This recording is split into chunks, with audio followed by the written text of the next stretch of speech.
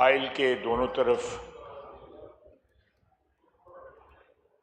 जो सारे honourable members बैठे हुए हैं, एक रवायत मैंने 35-36 साल में देखी है कि हम एक दूसरे को क्रिटिसाइज करते वक्त अपना माजी भूल जाते हैं।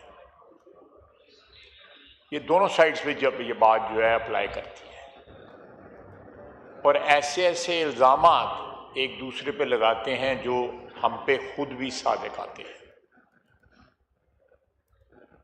ये एक बहुत बड़ा अलमिया है कि इस ऑगस्ट हाउस में जहां पाकिस्तान सारे की for many many decades leadership बैठती है, इलेक्टेड रिप्रेजेंटेटिव्स बैठते हैं, वहां पे जब मैं खड़ा होके कोई ऐसा इल्ज़ाम अपने पीटीआई के भाइयों पे लगाऊं जिसका मैं खुद भी मुर्तकब हो चुका हूं,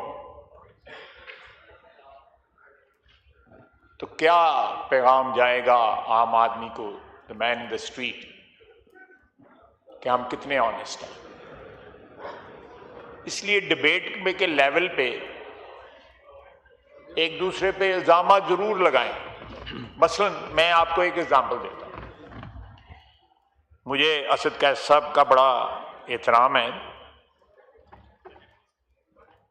मैंने उनके घर में लेजिस्लेशन के लिए मीटिंगें अटेंड की हुई हैं जिनमें मैं खुद बैठता था, पीपल्स पार्टी के भी हजरात बैठते थे और उसमें ISI के लोग भी बैठते थे, जनरल फैज के भेजे हुए लोग वहां पे बैठते थे और वो हमारी सारी गुफ्तगू जो है मॉनिटर करते थे और जहां पे चाहते थे वहां पे वो हमारी सिमत भी दुरुस्त कर देते थे। ये एक कन्फेशन है, एक पॉलिटिकल वर्कर की कन्फेशन है और मैं ये कन्फेशन इसलिए कर रहा हूं कि कम से कम थोड़ा बोझ जो है मेरे ज़मीर का जो है वो हल्का हो जाए। लेकिन जब आप बबांगे दोहल जो है सीने पे हाथ मार के को हमें ताना देते हैं तो क्या भूल जाते हैं कि आपके घर की छत के नीचे पार्लियामेंटेरियंस, ऑनरेबल पार्लियामेंटेरियंस, वहां बैठ के एंटी मनी लॉन्ड्रिंग बिल, इसके अलावा और 3-4 मुझे लेजिस्लेशंस याद हैं, नैब लॉ, इन तमाम वहां पे डिस्कस हुए under the watchful gauge of people sent by general Faiz in those days. बहरहाल ये एक अलमिया है और ये मैं इस हाउस के तमाम मेंबरान को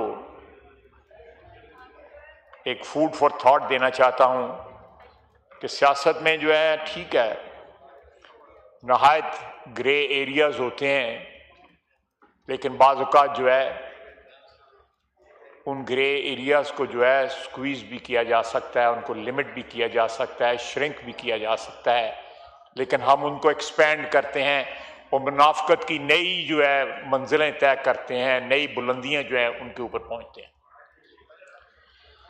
बहरहाल मैं अब जो मुख्तलिफ इस हाउस में पिछले 4-5 रोज़ में जो बातें हुई हैं, सबसे पहले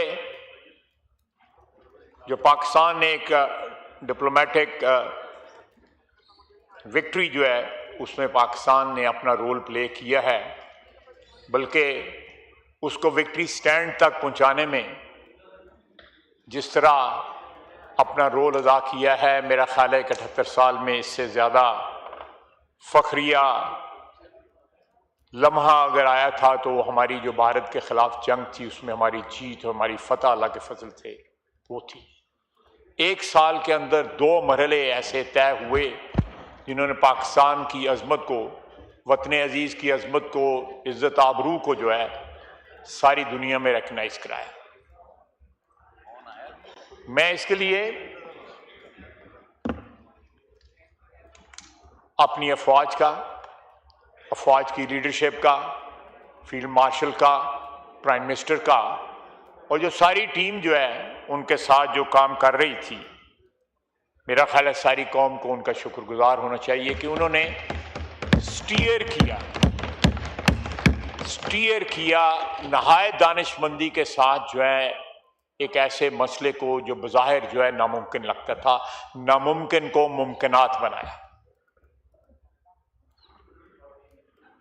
5 गुना बड़ा दुश्मन जो है उसने हमारे पे हमला किया और हमने उसको मट्टी में रोल दिया। कल मोदी ने बयान दिया है, मुबारक दे रहा है वो ट्रंप को, प्रेसिडेंट ट्रंप को।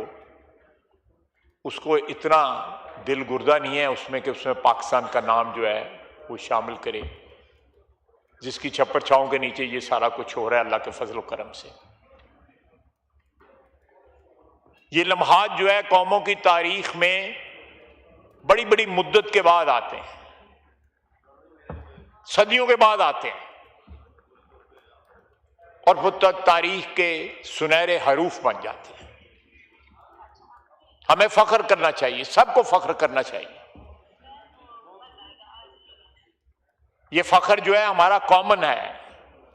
ये अगर पाकिस्तान का नाम ऊंचा हुआ है, इज्जत में इजाफा हुआ है, तो सारे पाकिस्तानियों के लिए है। उनके सियासी सोच क्या है, उनको शिकायतें क्या हैं, वफाक से शिकायतें हैं, सूबों से शिकायतें हैं, किसी से भी शिकायतें हैं। लेकिन मेरा ख्याल है कि these moments of jubilation should be celebrated as a nation, as one entity.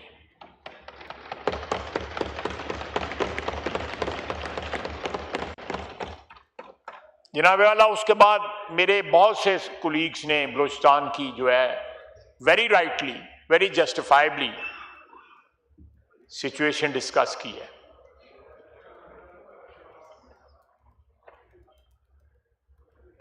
ये जो सिचुएशन जो है ये कल परसों तरसों अनफोल्ड नहीं हुई, ये पैदा नहीं हुई।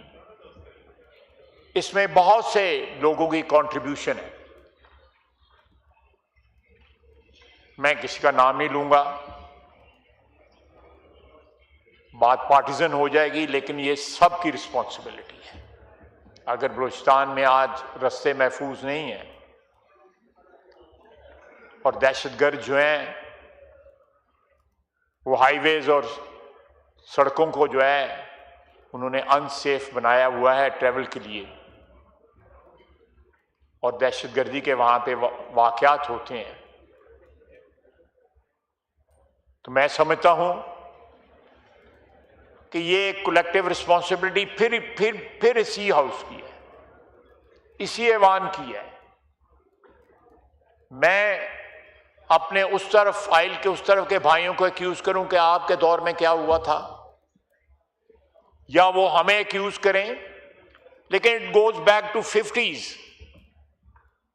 जब पहाड़ों से लोगों को नीचे बुलाया गया और उनके साथ जो भी एग्रीमेंट हुआ था उसको रिनेग किया गया, उस एग्रीमेंट को, और वहां से ये सारा सिलसिला शुरू हुआ, जिसमें कभी अमन हुआ, कभी बदअमनी हुई। लेकिन अगर कोई इसका सॉल्यूशन ढूंढना है तो वो कलेक्टिवली ढूंढना पड़ेगा। ये नहीं कि हम अपना दामन जो है आग से बचाते रहें, चाहे किसी और का दामन जो है उस आग से जल जाए। ये मसला किसी एक पार्टी का नहीं है, किसी एक सूबे का नहीं है। अगर बलूचिस्तान में प्रॉब्लम्स हैं, दहशतगर्दी है वहां पे, तो मेरा ख्याल है कि जिम्मेदारी जो है हम सब की कलेक्टिव जिम्मेदारी है, और इसका हल होना चाहिए, और ऐसा हल होना चाहिए जो बलूचिस्तान की आवाम को, चाहे वो पश्तून हैं या बलोची हैं, उनको एक्सेप्टेबल हो। मैं यहां पे ये भी अर्ज करना चाहूंगा कि ईरान के साथ जो हमारे एक तारीखी ताल्लुकात हैं, उनमें एक नहायत ही खुशगवार जो है डेवलपमेंट्स हुई हैं पिछले चंद महीनों में, या 1 साल में, या 1-2 साल में। जो हमारे ताल्लुकात में जो बेहतरी आई है, उन पे सैंक्शन जो है रिलैक्स हो रही हैं, उनकी तेल और गैस की जो है एक्सपोर्ट्स पे जो है पाबंदियां जो है हटाई जाएंगी, तो मेरा ख्याल है Pakistan can benefit from this change immensely, और सबसे बड़ा बेनिफिशियरी उसका बलूचिस्तान होगा।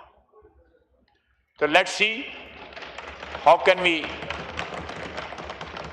proceed in this direction so that we can maximize our dividends.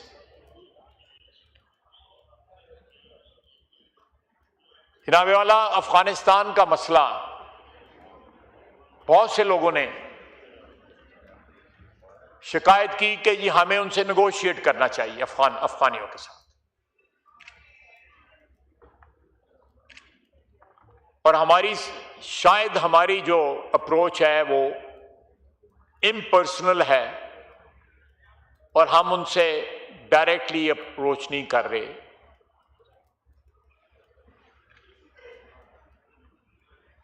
इस पर बड़ी डिटेल बात मेरे भाई हैं, तो छोटे भाई, लेकिन मैं उनको बुजुर्ग ही समझता हूँ, मौलाना फजल रहमान साहब ने भी जिक्र किया, वो वहां पे गए भी थे।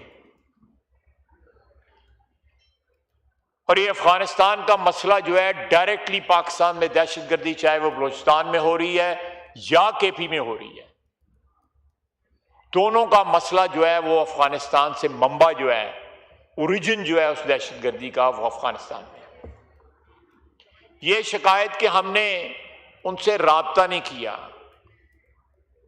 जनाब पहले 2 दफा तो मैं खुद गया हूं काबुल, दोनों दफा अच्छी खासी सीनियर जो है डेलीगेशन के मेंबर्स थे और पूरी लीडरशिप के साथ मुज़ाकरात हुए। मेरे साथ DGISI थे उस वक़्त के, 3 साल पुरानी बात है।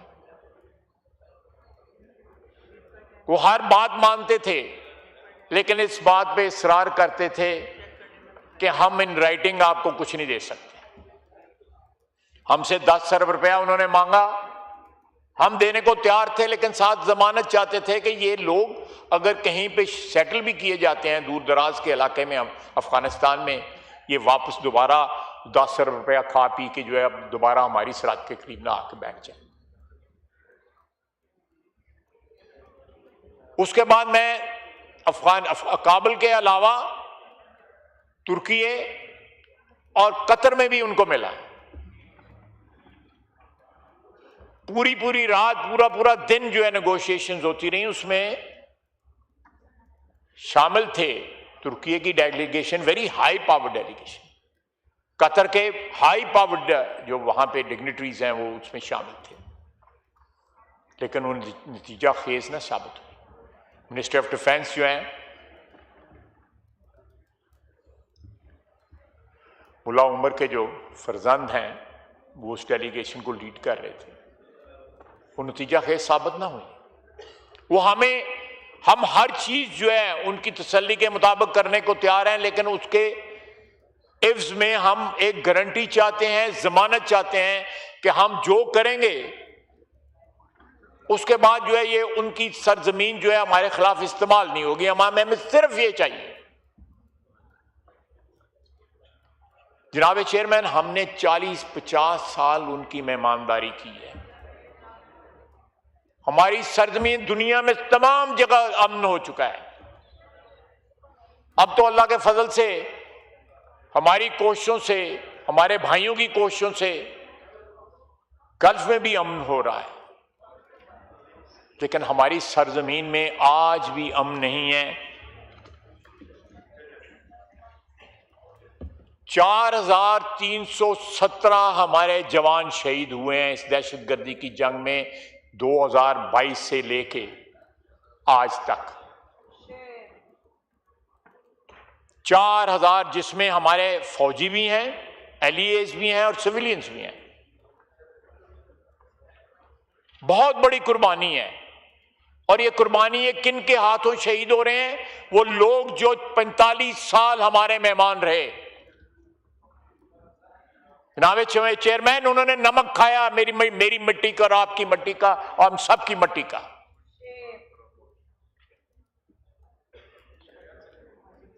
ये गले काटते हैं मस्जिदों में, इमाम बारगाहों में, हमें कहा जाता है कि इनसे बात करें, हमने बात करने की कोशिश की है, एक दफा नहीं, दो दफा नहीं, तीन दफा नहीं।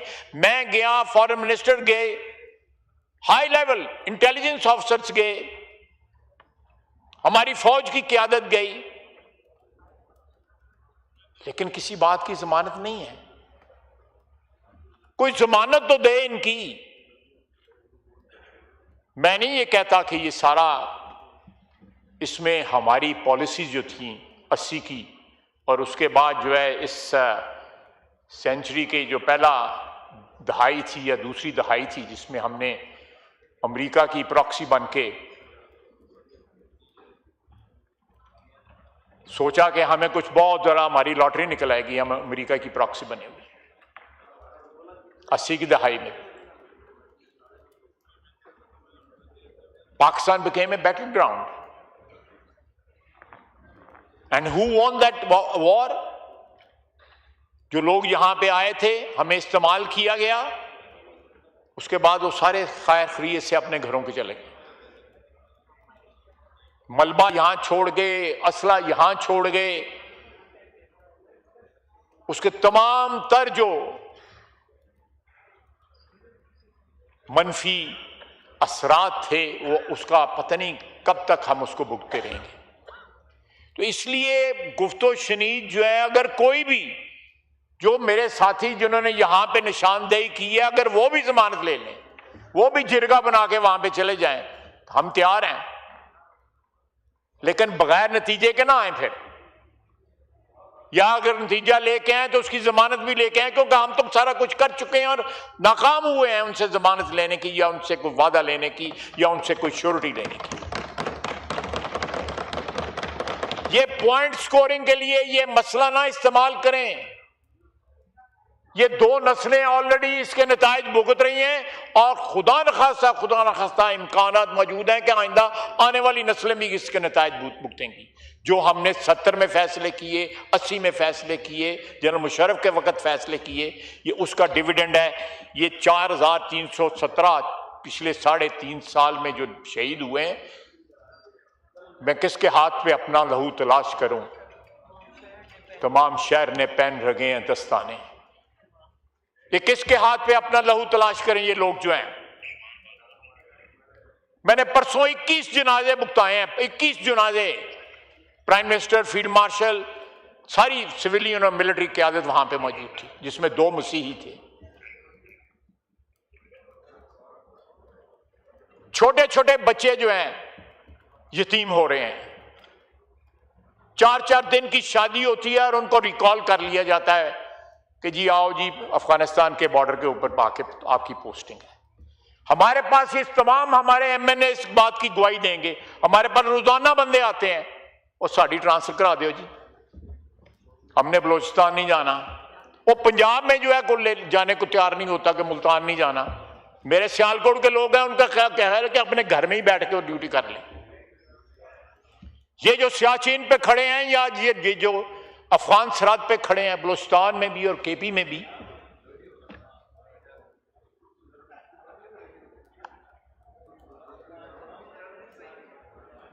ये लोग भी तो, इनके वालदैन भी हैं, बच्चों से ज्यादातर इनमें जवान हैं जिनके वालदैन भी जवान इस वक्त जिंदा हैं अल्लाह के फजल से।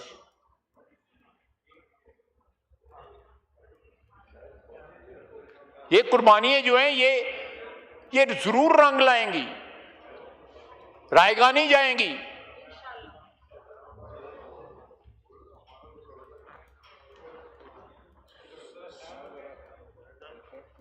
जंग यहां लड़ी जा रही है, कराची नहीं लड़ी जा रही है, इसलिए आप बातें कर रहे हैं।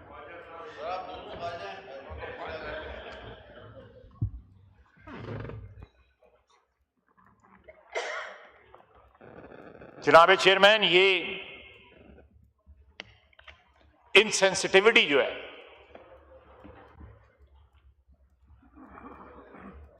अल्लाह ताला ने हमें बड़ी इज्जत बख्शी हुई है कि हमें सेवान में बैठे हुए हैं, लेकिन क्या हम अपनी जिम्मेदारियां पूरी कर रहे हैं? नहीं कर रहे। हम शिकायत करते हैं कि पावर सेंटर्स कहीं और शिफ्ट हो गए हैं। क्यों शिफ्ट हुए हैं? हमारी वजह से शिफ्ट हुए हैं। को कब्जा तो नहीं किया किसी ने आके? एस्टैब्लिशमेंट का ताना दिया जाता है। मुझे एक पार्टी बता दें इस ईवान में, एक पार्टी जो इस गुनाह में शामिल नहीं रही। और उसके बाद जो है हम क्रिटिसाइज इस तरह करते हैं कि असि नहाते धोते दे गए हैं। बिल्कुल बिल्कुल सही कह रहे हैं, बिल्कुल।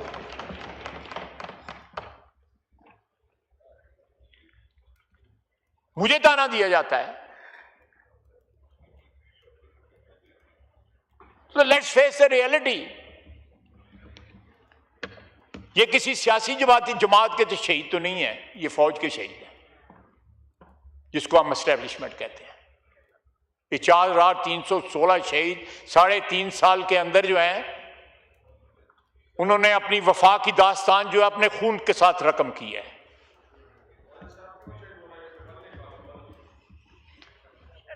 मैं कोशिश कर रहा हूं कि मैं कोई इख्तिलाफी बात ना करूं, बात ऐसी करूं जिसके ऊपर हम सब एग्री कर सकें।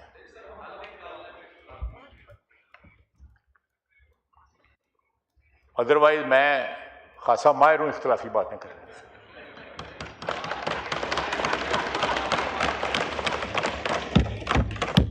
मेरे नाल वध कोई भी रफड़ नहीं पा सकता है।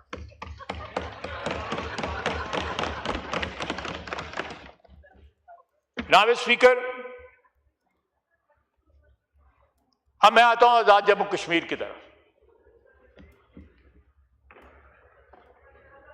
आजाद जम्मू कश्मीर वहां पे जो खेल खेला जा रहा है, उसके ताने बाने या तो बरतानिया में बैठ के वो लोग जिनके पास बरतानवी शहरियत है उनके हाथों में है बागडोर उनकी, और या उनकी मार्फत जो है हिंदुस्तान के हाथों में। किसी को इसमें शक नहीं होना चाहिए। बात सिर्फ इतनी है, मैंने पहले भी इस हाउस में कहा था कि 12 सीटें हैं जो पाकिस्तान में मुहाजिरीन बैठे हुए हैं। ये डिफरेंस जो है, ये तफरीक जो है, मुहाजिरीन जो हैं जो हिजरत करके हैं मकबूजा कश्मीर से, वो आज़ाद कश्मीर में भी हैं। लेकिन आज़ाद कश्मीर में उन लोगों की तादाद कहीं ज्यादा है जो वहां के ही रहने वाले हैं। उन्होंने कोई खून की लकीर जो है क्रॉस नहीं की। मैंने उस दिन भी कहा था कि मेरे हल्के में, मेरी सियालकोट तहसील में, यू नो इट बेटर, अरमान सुबानी साहब का और मेरा जो हल्का है वो एक सीट बनाता है आजाद कश्मीर की। वो मुहाजिर हैं, उन्होंने कीमत अदा की हुई है, खून के साथ कीमत अदा की हुई है उन्होंने पाकिस्तान की सरजमीन पे। वो सर्बसुजूद हुए जब उन्होंने बॉर्डर क्रॉस किया। हर घर में एक दास्तान है, और वो कहते हैं कि इनकी सीटें जो है खत्म कर दो। चौधरी गुलाम अब्बास साहब मरहूम, उनको कायदे मिल्लत कहा जाता है कश्मीर का, वो इन मुहाजिरीन की सीट से इलेक्ट हुए थे। KH खुर्शीद एक और बहुत बड़े कश्मीरी लीडर भी थे, प्रेसिडेंट भी रहे कश्मीर के, वो भी इस मुहाजिर सीट से इलेक्ट हुए। मकबूल भट्ट शहीद, जिसको तिहाड़ जेल में फांसी दी गई, वो भी मुहाजिर की सीट से इलेक्ट हुए। तो how can you डिसएनफ्रेंचाइज these people who have paid the highest price for the freedom? You cannot, just because some foreign funded तंजीम जिसका कोई पॉलिटिकल कमिटमेंट कोई नहीं है और वो ब्लैकमेल कर रहे हैं, उनके तमाम तर मुतालबात जो है मंजूर किए गए। आज से मेरा 1.5 साल पहले की बात है। तो 7 महीने पहले, लेट्स होल्ड द इलेक्शंस। आजाद कश्मीर की जो अवाम है, जो वहां पे रहती है, जो मुहाजिरीन जो है जो पाकिस्तान में रहते हैं, लेट देम डिसाइड कि किसने वोट देना है, किसने नहीं देना। नई असेंबली जब बनेगी वो डिसाइड कर लें।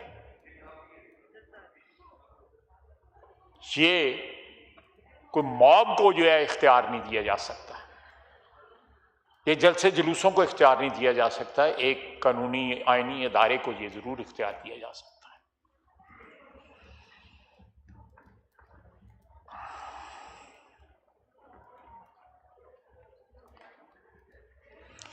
एक मेरे भाई ने यहां पे कहा कि इसी बेसिस के ऊपर जो पश्तून जो हैं उनको भी वोट का हक दिया जाए, जो कराची में रहते हैं या सिंध में रहते हैं या बलूचिस्तान में रहते हैं। अल्हम्दुलिल्लाह मेरे अपने हल्के में एक लार्ज जो है आबादी है पश्तूनों की, वो वहाँ के वोटर हैं, वहाँ के शहरी हैं। उस सूबे के साथ जो है पंजाब के साथ उनकी शनाख्त है, वो अपनी जो असलाफ की शनाख्त है वो भी उनकी कायम और दायम है। तो इसलिए मैं समझता हूँ कि ये इस किस्म के मुतालबात जो हैं वो तफरका तो ज़रूर पैदा कर सकते हैं, वो एक पॉलिटिकल एंगलिंग तो ज़रूर हो सकती है, लेकिन उससे कोई इस तरह का मसला जो है वो नहीं बन सकता जिससे कोई मामलात हल हो। अगर कोई पंजाबी जाके पेशावर रहता है, वहाँ का बासी बन जाता है, रहते हैं। इस फेडरेशन ने बहुत से नाजुक जो है लम्हात गुजारे हैं तारीख के अंदर। हम बजाय इसकी शिकस्त और रेख्त के बायस बने उसका। ये सारे पाकिस्तान का हाउस है, ये वफाक की अलामत है। ये ज़बान भी जो है अपने अपने सूबों को ज़रूर हकूक़ की बात करें, लेकिन ज़बान जो है वफाक की इस्तेमाल करें। सूबाई असम्बलियाँ मौजूद हैं, वो भी आइन और कानून के अदारे में रहते हुए अपने सूबे की बात ज़रूर कर सकती हैं, उनका हक है, अनडिनाइबल हक है। लेकिन यहाँ पे पॉलिटिकल एंगलिंग के लिए, पॉलिटिकल पॉस्चरिंग के लिए जो है, अगर हम ऐसी बातें करेंगे कि आम आदमी का वफाक के ऊपर या खुदा न खास्ता इस वतन के ऊपर जो है वो ईमान कमज़ोर हो जाए। जनाब चेयरमैन, हम जिस दौर से भी गुजर रहे हैं वो सेलिब्रेट करने का दौर भी है, कामयाबियां हैं हमारी। हमने जब ये पहला बजट, ये तीसरा बजट है, तो वी वर इनसॉल्वेंट, हम दिवालिया हो चुके थे। हर वक्त ये खतरा था कि आज हम दिवालिया हुए या कल दिवालिया हो जाएंगे। हमें IMF ने बेल आउट किया, सख्त शराइत है उनकी, भुगत रहे हैं हम, लेकिन हम इंसॉल्वेंसी से आज जो है सॉल्वेंट हो गए हुए हैं। हमारी इकोनॉमी जो है वो सांस ले रही है, वो ICU से निकल चुकी है। मैं नहीं कहूँगा कि हमने कोई आसमान की बुलंदियों को छू लिया है, लेकिन जिस तरफ जो ट्रैजेक्टरी हमारी इस बात की शहादत देती है, गवाही देती है कि इंशाल्लाह 1-2 साल में हम किसी ऐसी मंजिल को ज़रूर पहुंच जाएंगे जहां पाकिस्तान जो है, जिस तरह मेरे भाई कह रहे थे कि 6.7 या 7% जो है उस ग्रोथ रेट के ऊपर हम पहुंचेंगे। जहां पे पेट्रोल की प्राइसेस, जहां पे कहा जाता है कि 200 रुपये कम होनी चाहिए, अभी इंटरनेशनल मार्केट में इतनी कमी नहीं हुई। People are still waiting. इंशाल्लाह तो ज़रूर नीचे आएंगे और उसका डायरेक्ट बेनिफिट जो है आम आदमी को मिलेगा, इसमें किसी को कोई शक नहीं होना चाहिए। यह भी हकीकत है कि यहाँ पे लेवी की और इन बिल्ड जो टैक्सेशन जो है, मल्टीपल टैक्सेशन जो है, 6-6, 7-7 तो नहीं, 20-20, 25-25 किस्म के टैक्स हैं। आप बिजली का बिल उठाएं, टेलीफोन का बिल उठाएं, दूध का डब्बा उठाएं, बच्चे के दूध का डब्बा उठाएं, उस सब में ये चीज़ें बिल्ट इन हुई हैं। We have to get rid of all these things and become solvent. उसका एक ही तरीका है कि हर शख्स जो है, मैं बहुत हक में हूं कि टैक्स की शरह जो है इस ऐसे लेवल पे आए जहां पे 25 करोड़ पूरे का पूरी आवाम जो है टैक्स देने पे तैयार हो जाए, बजाय उसको इस ऐसी सतह पे रखा जाए कि वो प्रोहिबिटिव बन जाए। लोग जो है टैक्स चोरी के तरीके निकालें। हम क्यों लोगों को मजबूर करें कि टैक्स चोरी के तरीके निकालो?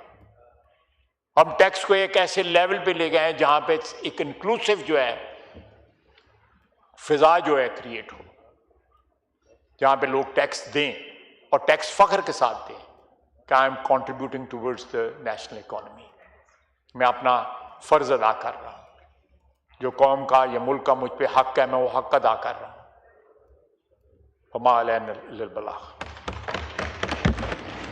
जी, थैंक यू।